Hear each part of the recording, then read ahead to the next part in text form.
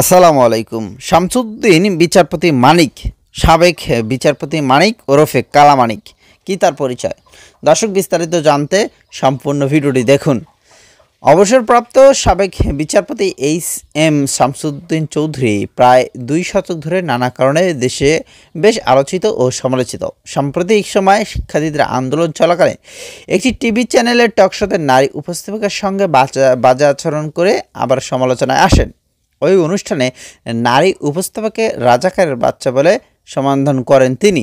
এছাড়া যারা মুক্তিযুদ্ধ কোটা বাতিল ও সংস্কার চায় সেসব শিক্ষার্থীরা রাজাকারের বাচ্চা বলে মন্তব্য করেন এই সাবেক বিচারপতি।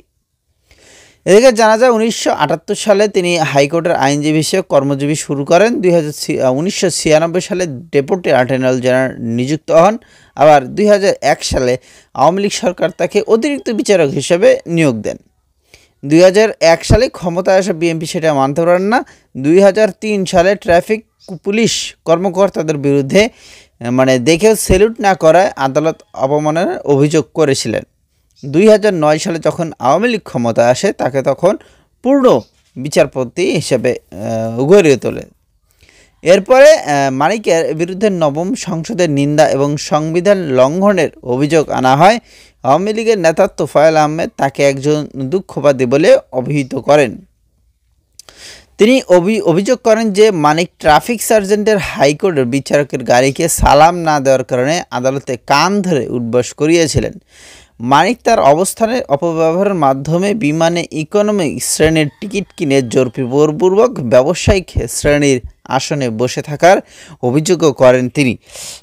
একটা মানুষ কত রকম সাইকো হলে এরকম আচরণ করতে পারে, আর সেরকম লোককেই তারা আওয়ামী লীগ সরকার বিচার বিভাগের প্রথম স্থানে জায়গা দেয়। যাই হোক দর্শক শ্রোতা, এদিকে সাম্প্রতিক সরকারি বাড়ি ভাড়া পরিশোধ না করার অভিযোগও আছে এই বিচারপতি মানিকের। দুর্নীতির অনুসন্ধান করতে দুদককে নোটিশ দিয়েছেন সুপ্রিম কোর্টের আইনজীবী। একটি গণমাধ্যমের সংবাদকে উদ্ধৃত করে নোটিশে উল্লেখ করা হয়, অবসরে যাওয়ার আগে 1 বছরের বেশি রাজধানী গুলশানে একটি সরকারি বাড়ি দখল রেখেছিলেন অবসরপ্রাপ্ত বিচারপতি এইচ.এম. শামসুদ্দিন চৌধুরী মানিক। সর্বশেষ শেখ হাসিনা সরকার পতনের পর শুক্রবার 23 আগস্ট তিনি সিলেটের কানাইঘাট উপজেলার সীমান্তবর্তী ডোনা এলাকা দিয়ে ভারতে পালিয়ে যাওয়ার চেষ্টা করেন। ভারতে যাওয়ার প্রকালে বিজিবির হাতে তিনি আটক হন। যাই হোক, এই যে বিচারপতি কালা মানিক, উনি তো আসলে এখন আটক হয়েছে। এখানে অনেকে অনেক মন্তব্য করছে। এই লোকটি, জাহাঙ্গীর আলম বলছে যে এই লোকটি বিগত একটি টক শোতে একজন উপস্থাপকের সাথে যেভাবে আচরণ করতে দেখা গেছে তখনই বোঝা গেল ওর অন্যায়ের হাত কত লম্বা ও কত শক্ত। হ্যাঁ, সেটা আমরা দেখতে পেরেছি। এখানে অনেকে মন্তব্য করেছে।